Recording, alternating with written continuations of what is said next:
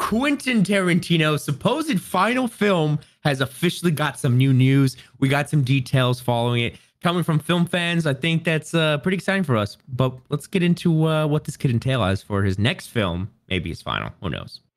The Movie Critic is the name of the script that Tarantino wrote and is prepping to direct this fall, according to sources. Logline details are being kept in a suitcase, but sources describe the story as being set in late 1970s Los Angeles with a female lead at his center. What else do we have? It's possible the story focuses on Pauline Kael. So this is one of the most influential movie critics of all time, who died in 2001. Was not just a critic, but also an essayist and a novelist. She was known for her pugnacious fights with editors as well as filmmakers. Pretty cool stuff. They had a very brief tenure working as a consultant for Paramount. Positions accepted at the behest of actor Warren Beatty.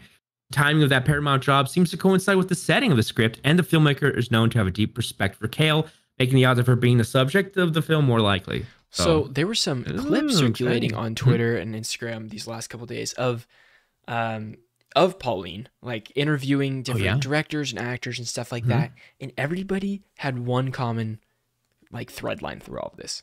Cate Blanchett will be playing Pauline. Like that is what everybody thinks. Like, and then it's that clip from the Oscars last year where Tarantino's presenting an award or whatever, and he's listing off these names of like previous best actress winners, and he's like Cate Blanchett, and so people like clipped that out and then are putting that next to these clips of like connecting these threads. I think it's hilarious. I'm for it. But that would be crazy. I think Cate Blanchett carries herself very similarly how Pauline Kael carries herself. And I can see her playing that role, like nailing that role. So I think that would be interesting. Yeah, no, absolutely. I think in Tarantino's past film work, he's done great at making such strong female leads. I think. That's I don't know the most debatable thing you've ever said. Yeah. Yeah, I mean, okay, because I think of Inglourious Bastards. I think of the girl that burned down the Nazi theater. I think of I don't know. I think it was a great representation of Sharon Tate, even though it was brief. I know it was brief. I don't know, dude. That's a hot take. That's a hot take. I know that's a hot take, but I think I don't know. It was just showing her at a distance. I don't know. Look, if you could disagree with me, that's cool. I don't really have a strong opinion on this. I'm neutral on it. I'm not. Yeah, I know some people, and I think specifically the main thing. My main source is Kill Bill. I love Kill Bill, and I think that. Absolutely. With her, I mean, she's one of the coolest characters in all of film history. So I think Kill Bill's awesome. I think the way that he could do this would be really cool. Of like again showing that film history style. Yeah. Of like Once Upon a Time in Hollywood was very like chill, it was very relaxed. Yep. I don't know. This could be kind of that same thing, chill and but relaxed maybe for a certain, for a little while. Extent. Yeah, you're right. Yeah, until the ending. I do think that Tarantino thrives in the film history backdrop setting. Yeah. Like he really nails that of feeling like you're there. And so I think that's pretty cool. I think that would be pretty awesome to see this. Yeah.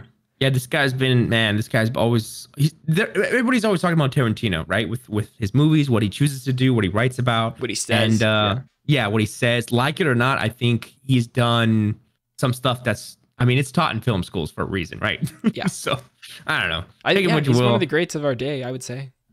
Yeah. I'm excited what he does next. I'm excited. Yeah, and this being his final movie called The Movie Critic is absolutely going to have poignant. It's going to have some sort of lasting he's going to punch. There's going to be a big punch in here that is like the industry is this, here's how I felt in the industry, here's what Critic is like about me. It's going to be it's going to talk about how critiquing films have probably changed over the years as well. Like there's going to be a lot of that.